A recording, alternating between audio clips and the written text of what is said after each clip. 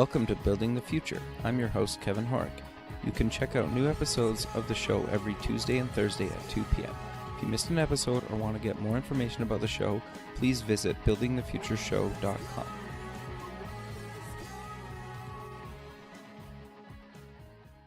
Welcome back to the show. Today we have Greg Jumes. He's the CEO and founder of VictorTech. Greg, welcome to the show. Thank you. Yeah, I'm excited to have you on the show. I think what you're doing is actually really interesting and really cool and a much needed thing. But maybe before we kind of get into exactly what Victor is, let's get to know you a little bit better and start off with where you grew up. Yeah, so I grew up in Sheboygan, Wisconsin. Okay. It's a little lake town with about 48,000 people. So It's people say like it's not necessarily a small town, but if you go into any store, restaurant, bar, you're going to run into somebody you know. Got you. No, that's cool, man. So walk me through kind of what made you want to get into the military and what exactly did you do in the military? Yeah, so, I wanted to do something fun and exciting. I was always infatuated with, war movies and military things and wearing camo when I was a kid. My dad was like into that as well. So I was like, all right, well, this is fun. And then when I got older and I thought about other career opportunities and nothing really there's not much going on where I'm from. Like you can do manufacturing or like industrial work or own a bar or a restaurant or be a cop or firefighter there's other things too, but there wasn't a lot of exposure to those. So sure. I wanted to do the military because all my friends were going to college and I was like, all right, well, I want to be different. I want to do something that's meaningful and I can look back on and say, hey, I accomplished something that few people have. So that's kind of what drove me to that. And then combine that with the whole September 11th happening and us going into Iraq and Afghanistan, I wanted to be a part of that. I wanted to do something. Sure. So yeah. You did a bunch of kind of tours and a bunch of different things in the military. Walk me through exactly kind of a bunch of your different roles and responsibilities and kind of things that you did. Oh, sure. So when I was in the Marine Corps, I was an infantryman. So my job was what you saw on TV, the people doing patrols and searching buildings and all the direct action things, the stuff that people write books and movies about. Like it was exciting. And being 19 years old in Iraq I thought it was cool. Looking back on it, it's like that was exciting, but like there was more to it than just the cool factor. Sure. But getting out of the military in 2010, I had a horrible transition period, drug use and drinking, divorce, couch surfing, feeling lost, isolated, not having my support network there. It's the first time in my adult life I was on my own when I'm used to being around a team. So it was about almost a year of trying to figure my stuff out. And I applied for a job doing force protection work in Kuwait for a security contracting company called Triple Canopy. So I did that for about 3 months, and that kind of introduced me to different roles and positions that are available within that industry. So 3 months after I was in Kuwait, I was on a plane into Afghanistan where I was driving armored cars in Kabul.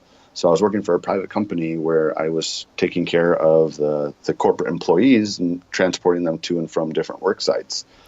Right. And then from there, I went to another company doing personal security details, risk management consulting, shift supervisor, security manager, and human intelligence. So, which is really cool because sometimes we were working on work sites where there was no military. It was just, 6 security contractors from, the UK, Australia, New Zealand, Canada. Like it was just a melting pot of different forces, but we're all civilians now.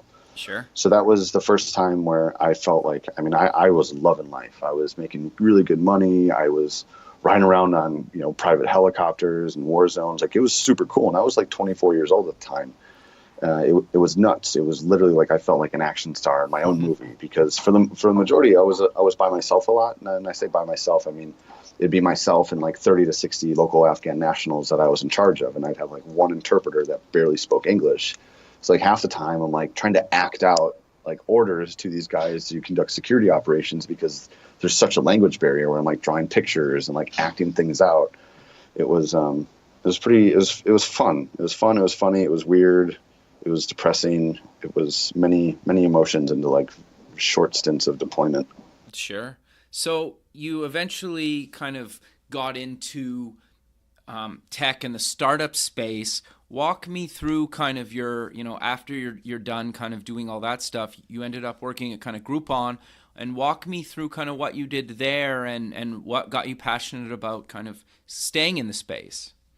So yeah, I was working on a contract in Iraq in 2015, and I was dating a girl that I was with for a while, and we had like a few like future plans, Okay. and she was never really into the whole like she's never dated anyone that's deployed or been away that long or long distance, and I was at like 2 months, 2.5 months into that deployment. She's like, I need you to come back. Like this is too hard for me, and I'm like, you know what, I can't do this job forever because like you don't like either you get hurt really bad, you get killed, or the contracts go away and you don't have any skills to fall back on because you've been doing this line of work for so long. Sure. It's kind of like the military. Like you do it for so long and it's like, okay, shit, I don't know how to do anything else.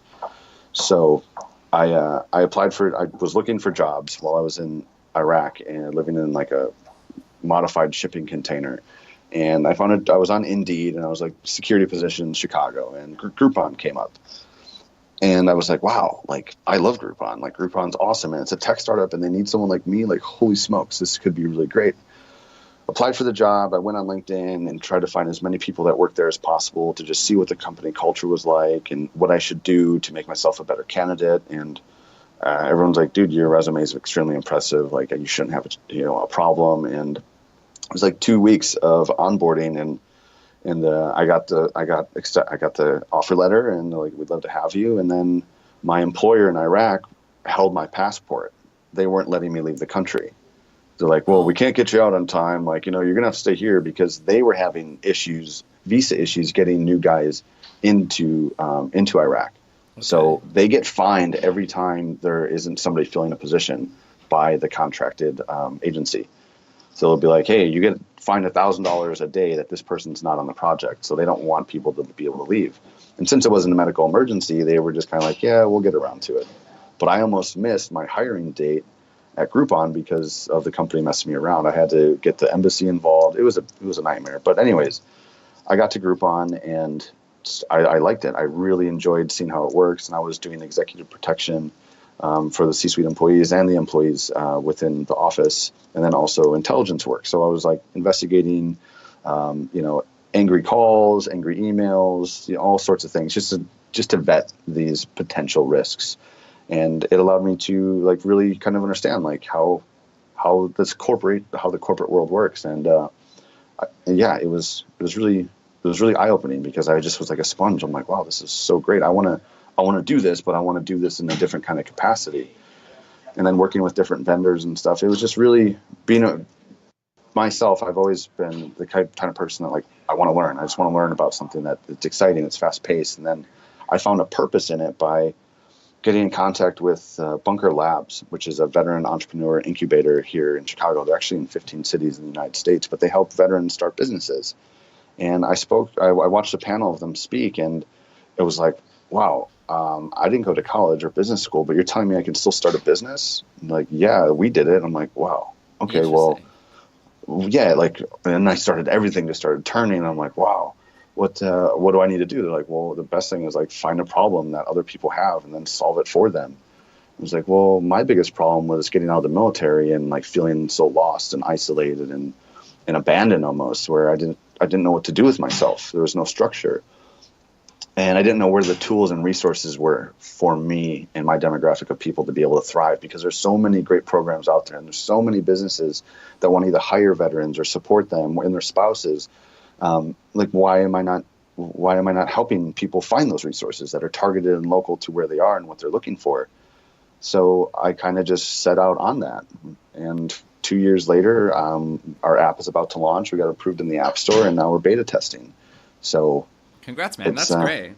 Yeah, it's really exciting how it all kind of just like comes together. And I think a lot of people, not just veterans, but they expect things that happen. Like my generation expects things to happen really fast. Sure. Because we've literally grown up with the internet, and everything's like right now.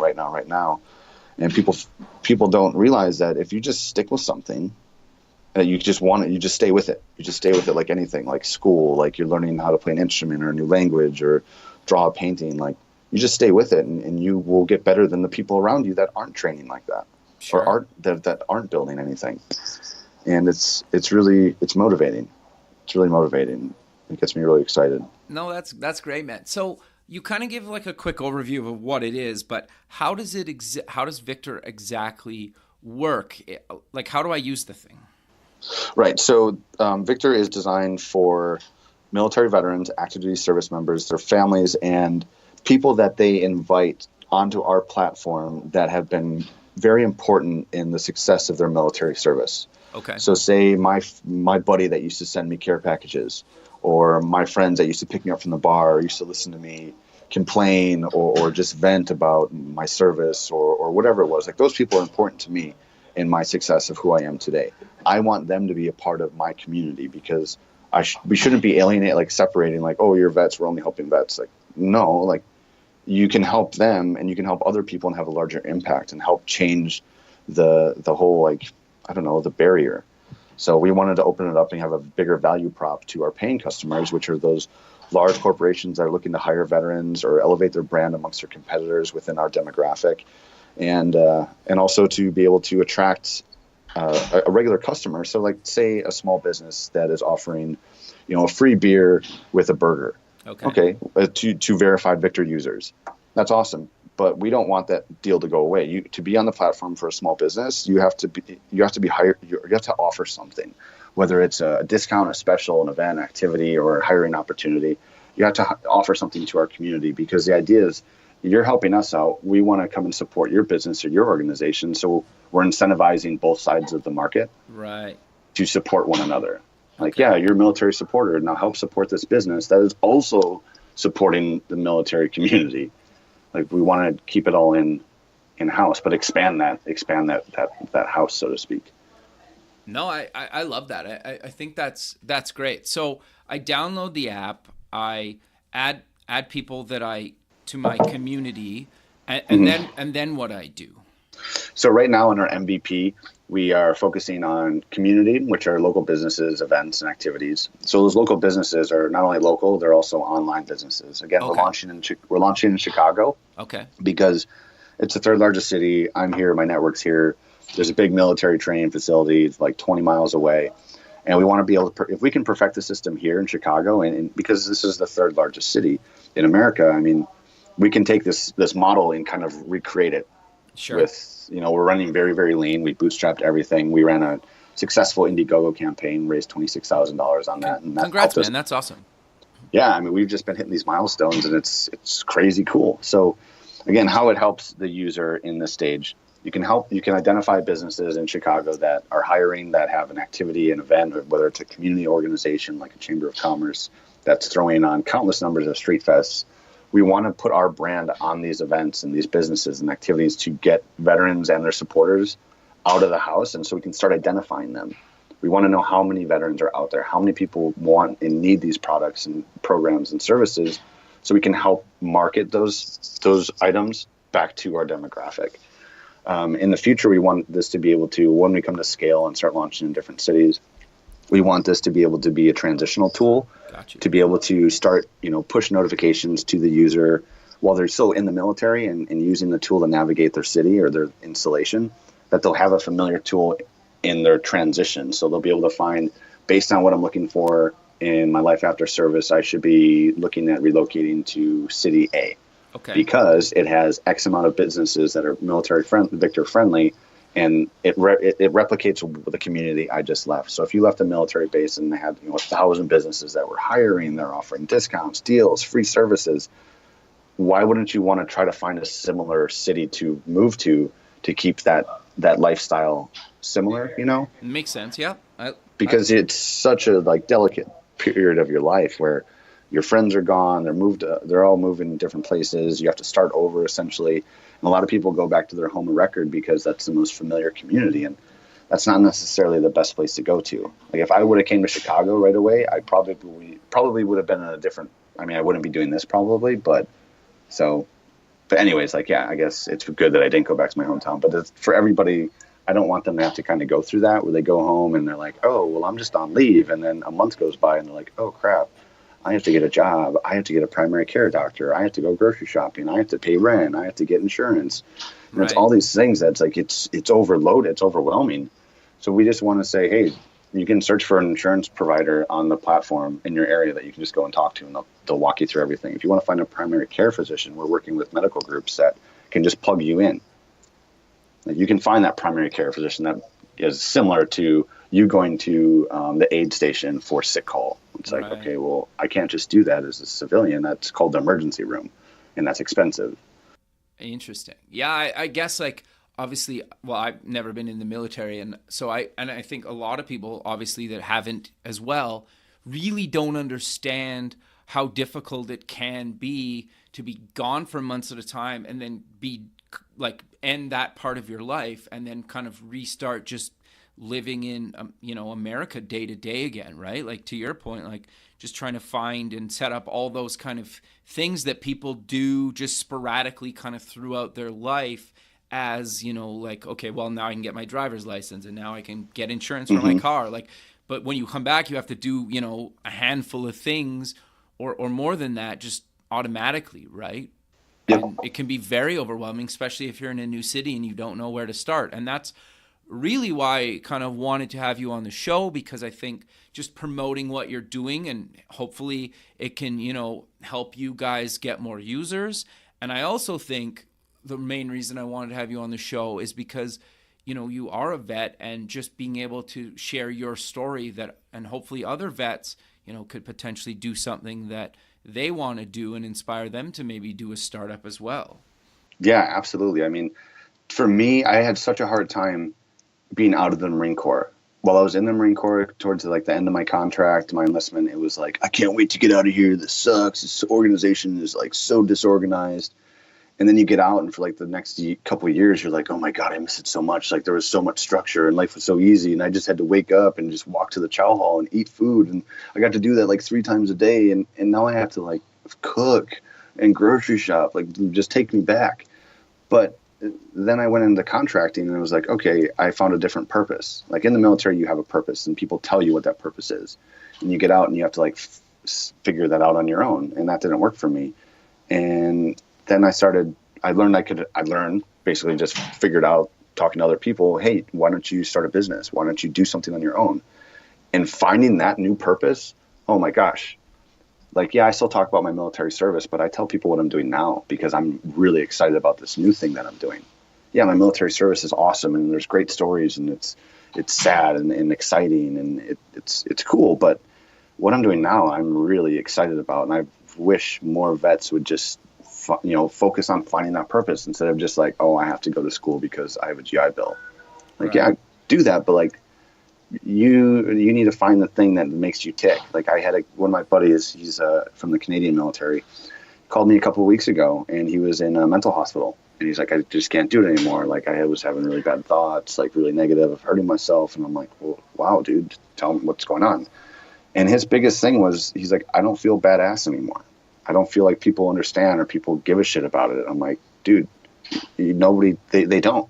You can't expect somebody that has never experienced what you've done to be so empathetic about something like that. All they can do is say, hey, I'm sorry, or hey, thanks for your service. But you can't expect people to understand something that only you've experienced. Sure. And expecting them to do so is really selfish. Give them something that they can relate to. Be part of the conversation that people can understand.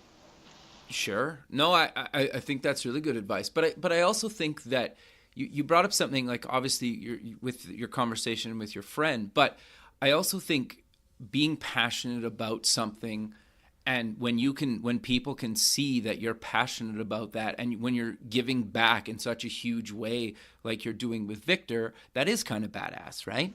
Exactly. And that's what I'm saying. Right. Absolutely. Yeah, it's not as cool as I'm still going to say throwing hand grenades at training environments was really, really fun. You could do it all day, but you can't do that all day. You have to find something that fills that void throughout your life.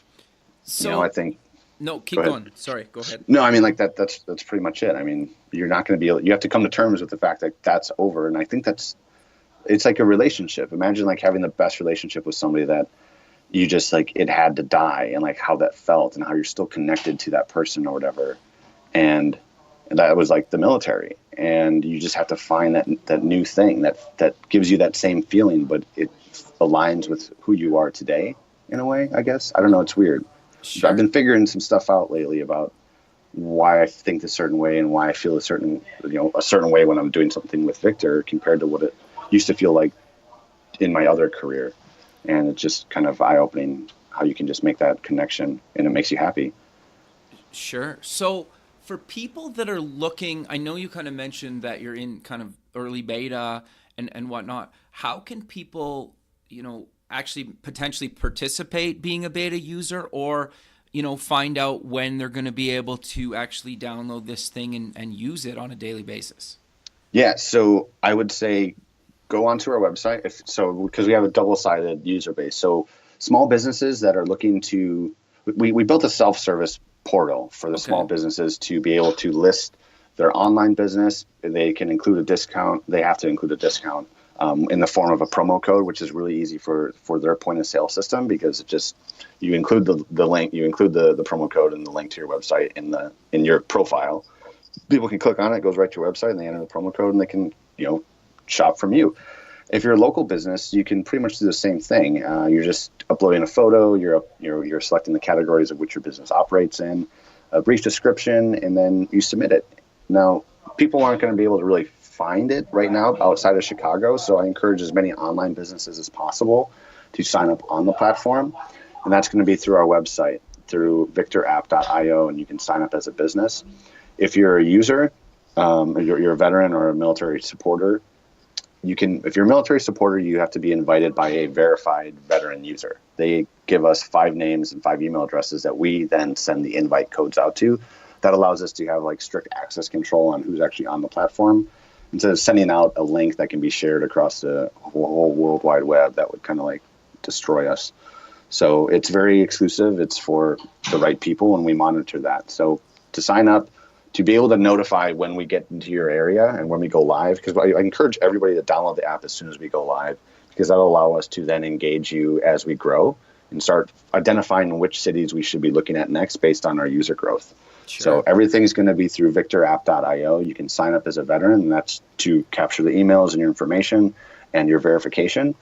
And as soon as we go live, that part of the website will strictly be a link to the App Store. Right now we're on iOS. We'll be building out our Android platform and our more robust web platform after we secure this next round of funding.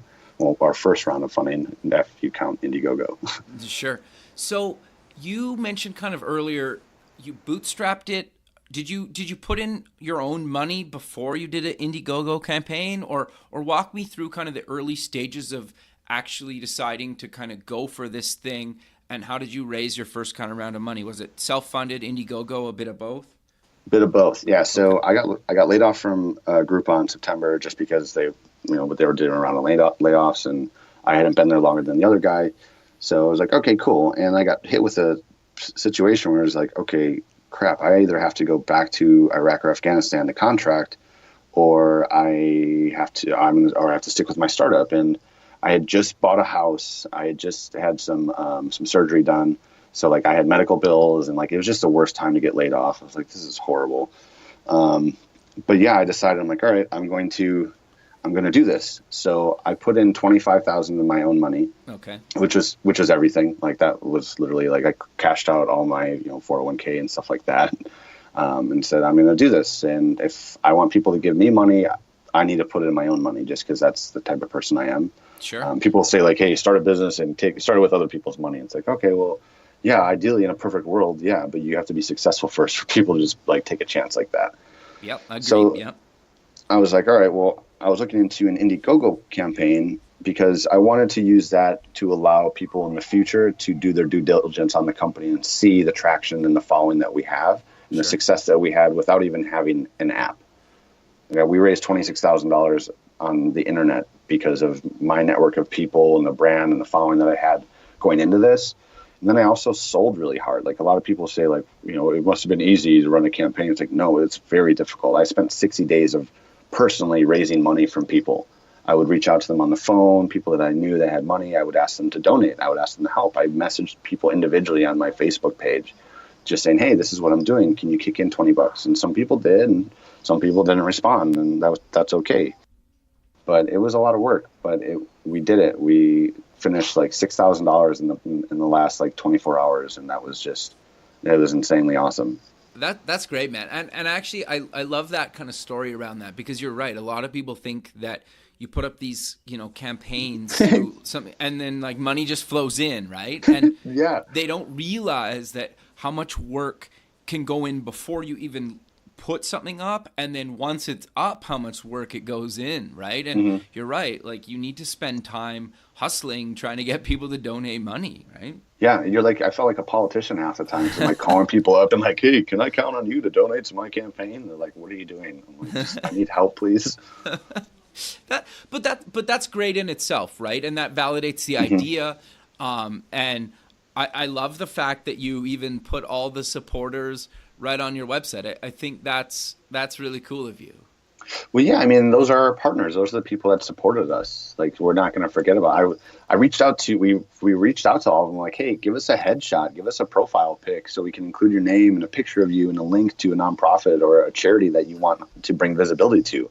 Like, I wanted them to put other businesses on my website, sure, to bring visibility to it. Just because, I don't know, it's important to show how many different walks of industries and people that support this community. Sure. No, I 100% agree with you. So I'm curious then, you went to Bunker Labs, which you kind of mentioned as a, incubator and stuff for veterans, but how else did you kind of get this built? Did you end up, hiring a company? Do you have a team of people building all this, or how are you actually getting the development done? Yes, good question. So I went through Bunker Labs, and the first time they invited me back as alumni for this third cohort. But the first time I had nothing. I had nothing. I didn't have a business card. I didn't have a website. I had a horrible name. The original name was called ClickNet, CLIQUENET. And after I'd pitched that name a couple times, I'm like, this sucks. Like, this is not rolling off the tongue very easily. Sure. So I was talking to one of my mentors, and he's like, dude, you need a co-founder. I'm like, I don't want to have a co-founder. I don't do good with relationships long term, so I'd rather have someone I can contract with. Okay. So I ended up tweeting a company called Coder Inc. They're built by Coder.com. They're a venture development firm that brands themselves as being the technical co-founder. I'm like, oh, cool. So I tweeted them back in March. How did you find them, just out of curiosity? Just on Twitter or some other? Yeah, it popped up on Twitter. Okay. Honestly, okay. It was really strange. And I was like, okay, I don't know how to use Twitter very well. I just know that it's a great messaging platform to get in contact with businesses and, celebrities if they ever want to retweet you or whatever. But anyways, I sent this guy a message. And I was like, hey, I'm looking for a technical partner. I have an idea and I don't know what else to do. I'm not the technical type. So he messaged him back. He's like, hey, I'd love to talk to you. Let's grab a beer. And I met with him. His name was Brian Shields. And now, we've been really, really good friends since then. They've done countless amounts of work for me. It let me, a lot of it was just comps. I mean, they loved the idea. They wanted to be a part of it, and they saw value, and they see value in it. And that's who's been doing the technical development side. And I brought a Marine veteran in as a developer on iOS as well that handled some of the development on this MVP. So, yeah, I built a team. No. And that's what I'm good at. That's interesting. Yeah, you have to know your strengths and weaknesses. Some people are like, you should learn how to code and then build it yourself. I'm like, dude, that's not a really good idea. Because, why would I spend the next 18 months learning how to code when I could be raising money for 18 months, hiring a full team to do it professionally the right way? And that's what I did. But I think that's inspiring in itself, right? That you figured out kind of the parts of the business and startup that you wanted to do, the parts that you needed somebody else to do. And I also love the story that you just literally reached out to people, right? From raising money to actually finding a technical co-founder, and you found a company to back you. So did you have to give up equity for them to do it? Or do you still have 100% of the company, or did you have to give some away to partners? Yeah, no, I gave up a little chunk. We're actually working on that agreement today, actually. So Okay. I gave up a little bit, and we're working on a vesting schedule. And that's like you don't want to just like here's this percentage and then bye Sure. bye. You want to make sure like I'm giving you this. This company is valued at X. Stay on for this amount of time. You get this. Sure. So you have to be smart about it and having an attorney that is well versed in it. And they're like, yeah, this is we're just going to handle this for you. Tell us what you want. And you're like, okay, great. You have my best interests. Sure. So So yeah, I gave some equity up. no, that makes a lot of sense. I would do the same thing. So Right. what do you tell kind of other vets or people kind of still in service that that are looking to maybe do their own startup or business? What do you kind of tell them? Ooh, be prepared. Get ready to be uncomfortable. I mean, this whole process has been extremely uncomfortable because you're having to pitch your idea to somebody who, for the most part, probably won't even understand what your idea is. You could have the best idea in the world, and like with my idea, I thought it was really great, and I still think it's awesome. But in the early stages, people are like, "No, I don't get it. No, I don't think it'll work." You're like, "Huh? What do you mean?" And some of these people are like really successful, but they're successful in their different industries. Sure. So starting, I mean, to anybody that's wanting to start something, veterans, you're the best. You are the best people to start a business. But don't let that go to your head because there's people that get told, "Hey, vets are the best entrepreneurs. They're the best founders. They're resilient, persistent." And it's like, yeah, they are, but you need to have a good idea, and that's like first and foremost. You have to have a product or service that's solving a pain. It needs to make someone's life easier. It has to make somebody more money. It has to make them more productive. Like it has to have a reason. Saying like my market is 10 people. It's like, cool. Why don't you? That's not a business. That's just like maybe you can grow it, but have a good idea and be prepared to like change that idea nonstop. I mean, vets are great with looking at a plan and going, all right, this is the order. We all know that as soon as we leave base, that this patrol is probably not going to happen like we just planned for it. But you're trained to be able to adapt. And that's what it is, to be able to adapt, knowing that like this is my left lateral limit, this is my right lateral limit, this is as far as things can go. I don't know what's going to happen in between, but I know how to counteract it, so to speak. Sure. And those are basically what you need in a startup, right? Because Yeah. you have an idea of where you want to go, but getting there is probably totally different than you Totally expected. different. Totally different. Like I talk to a lot of people and like they'll have this really great idea. And when you ask them, they're like, "Oh, that's awesome. But how does it make money?" They're like, "What?" I'm like, "Well, yeah, like it's a great idea. Like I would love to just have a drone deliver me pizza if I'm at the park. But I mean, how many people need pizza at the park?" Sure. I'm like, "Oh, it's like, yeah, cool idea." And when you make a lot of money doing something else, like you could just do that for yourself, but it's not gonna make money. And I see a lot of vets end up going the nonprofit route, and that works for a little while, but they realize that that's still a lot of work. Like you're asking people for money, and you have a great idea, and it helps people, but it's still a lot of work. Sure. No, I 100% agree with you. So, are you planning on keeping kind of Victor just in America, North America, or are you going to eventually try to expand kind of globally? I would love to expand globally because I know that there are other countries, that are our allies and stuff that they don't have the best veteran support network Okay. like we do here. Sure. So I would love to be able to roll this out to, other countries like the UK, Germany, France, Canada, Sure. anywhere that I can get a foothold and people will see value in what we're doing. But for right now, I mean, our potential user base in America is over 100 million users. Wow. So like I'm okay with that. Sure. And there's other products and services like Victor is here to help military vets first, but veterans aren't the only people that go through a transition. Like we all do, whether you're graduating college and you realize that your liberal arts degree doesn't really apply to your region, like you're going to have to move, Sure. or you do something else. And like, that's not okay. Like you put in hard work to accomplish something. It's not over yet. Like you're going to need help finding that. So we want to be able to roll that relocation tool out for those other people. And it'll look a little bit differently, but we want to be able to help get people to where they need to be geographically and professionally and personally to be able to thrive. Sure. But we have to get the following with helping the demographic and the audience that I know very well. And that's like, at first, this is the idea was to help everybody. And I had a mentor, and he's like, that's a really good idea. And like, you're a good person, but like, that's going to be really, really hard. Sure. Like, oh, okay. And he's like, look at Facebook. Like, Facebook started for like Ivy League schools. It was just like an internal network, and then it slowly expanded, and now it's like literally all over the world. Yeah, I think they said like 1/3 of the world's population uses it or something I read the other day, which is like insane, right? Yeah, that's so big. Like, that's insane. Yeah. Like, think about that. Like, that's like a religion. Yep, very much so. Yeah, interesting. I never compared it to that, but yeah, that's actually really interesting. So you've mentioned kind of throughout the show that you have a mentor. How did you find that person, and what advice would you give people that are looking for mentors? So I've had a few different mentors. Some have been in the tech space. Some have been like personal growth mentors. It was because for a few years when I got out of the military, I was like, I don't need anybody. I am fine. I learned everything I need to. I'm traveled. I'm cultured. And then you realize, like, you don't know shit.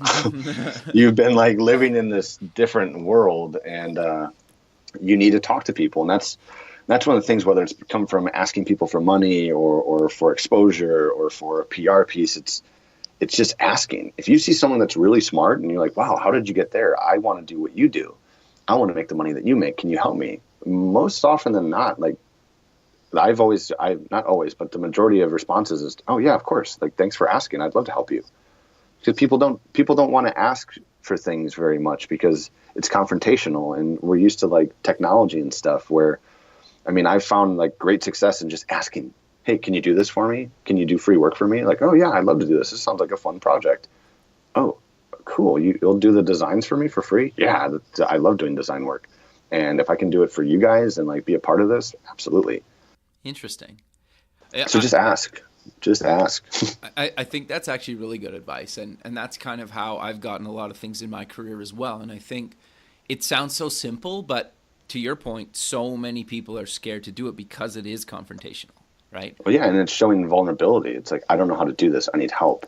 And I know a lot of people do have that problem, and it's hard, but I've seen a lot of vets that are like, no, I'm not asking for help. Like, I've done this. Like, I don't need help. It's like, you've done that, and that's why you need this help, because you don't know how this shit works. Yeah, that's actually a really good way of putting it. That's interesting. So I'm curious then, you obviously are kind of at the beginning of like launching this whole thing. You know, you're onboarding users. You got a huge amount of support from kind of online in the community. Where do you kind of see this thing kind of going by the end of the year? Like, do you want to have Android out? You want to have kind of a bunch of other kind of services and features out, or are you going to kind of let the user base kind of dictate where you're going to go? So I've got a few plans, and the user growth definitely depends on what we're gonna be focusing on. Okay. But also who our paying customers are. So our revenue model for 2017 is to allow all small businesses and online businesses to list their products and services for free for 2017. Okay. And that way all those businesses can sign up themselves on our online dashboard. So I don't really have to, there's no money involved. All the information will be on there. These businesses can sign up themselves for free. So we're looking for revenue coming from establishing corporate partners to be able to elevate their brands and their hiring initiatives and veteran initiatives. If they're not hiring vets, we want to know what they're doing for our community. Maybe they're donating. Maybe they're backing a giant nonprofit. We want them to stand out amongst their competitors, amongst our community. And that's where we're looking at growing. And it's going to depend. We want to roll it into a more robust hiring platform. Okay. To make it, like Amazon has the one-click buy now button. Yep. And it's like really good. Like, okay, I'll just buy this and it gets shipped like instantly. Well, we should be able to allow veterans and Victor users, not just vets, but if you're a supporter and you're looking for a job too, like you should be able to just see a hiring partner and to be able to see their job openings. This is with more funding coming through so we can pay for the development, but to be able to just apply for that job right away and to allow those hiring partners to be able to pull resumes off our platform that are looking for certain industries. Because one of the biggest things I found getting out of the military and just looking at different jobs. Like there's so many different titles for like different positions. Like there's a specialist or an engineering master specialist. You're like, what is that? Well, you just pull a die press. You're like, well, okay, so you're working at, okay, well, why didn't you just say that? Like I would have applied because it's general labor and it pays $25 an hour, but I didn't understand the title. Sure. Interesting. So we want to kind of make it really easy for these vets to see what these industries are and what these different departments are within these industry leaders. But it's all going to depend on what the user feedback is. Maybe they don't want that, but we're going to have to find that value piece that is valuable to both our paying customers for 2017 and also our user base. We need those small businesses because that's the low-hanging fruit in the incentivization for the I don't even know if that's a real word actually, but to incentivize our users on the platform to be able to engage the local business community. No, I think that's great, but sadly, Greg, we're coming to the end of the show, so maybe let's close with mentioning where people can get more information about Victor, kind of sign up, whether they're a business or a vet, and yeah. Yeah. Okay. So if you're looking to partner with us, if you're looking to hire more veterans, elevate your brand, get your name out there, you can reach us at team@victorapp.io, or you can go straight to our website, victorapp.io, and you'll be able to see all of our media, our videos, our press coverage, and you'll be able to reach out to us. If you're a veteran that you want to be on the list to be notified when we launch, you can again go to victorapp.io and sign up as a veteran. If you're a small business, same thing, victorapp.io, and you'll be able to sign on through our business portal, and you'll be able to list your profile, and then we will end up looking through that and making sure it all checks out, and we'll verify it. Every user that's on our platform is vetted and verified. They don't need to carry around their military ID or their DD-214. They just show you their profile, and that shows like they're a verified user. They are who they say they are. Sure. No, that's great, man. Well, Greg, I really appreciate you taking the time out of your day to be on the show, and I look forward to keeping in touch with you. And thanks again for doing this. Yeah, absolutely. Thanks for having me. I'm glad we finally got this worked out. Yeah, me too, man. All right. Well, you have a good rest of your day, and we'll talk soon. Sounds good, buddy. Yeah. Thank you. Yeah. Bye.